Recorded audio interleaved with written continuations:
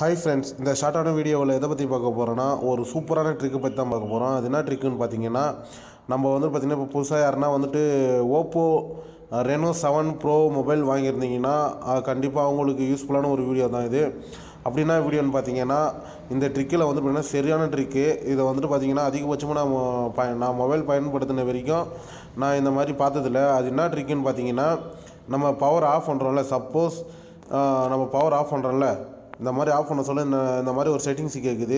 அதுனா செட்டிங்ஸ்னு பார்த்தீங்கன்னா, நம்மளோட ஜிமெயில் ஐடி இருக்கிறதுல அதை ஆக்சஸ் பண்ண சொல்லுது. அதை ஆக்சஸ் பண்ணால் தான் நம்ம மொபைலை பார்த்திங்கன்னா பவர் ஆஃப் பண்ண முடியும், இல்லை ஆன் பண்ண முடியும். இல்லைன்னா வச்சுக்கோங்க, அதை ஆஃப் பண்ண முடியாது.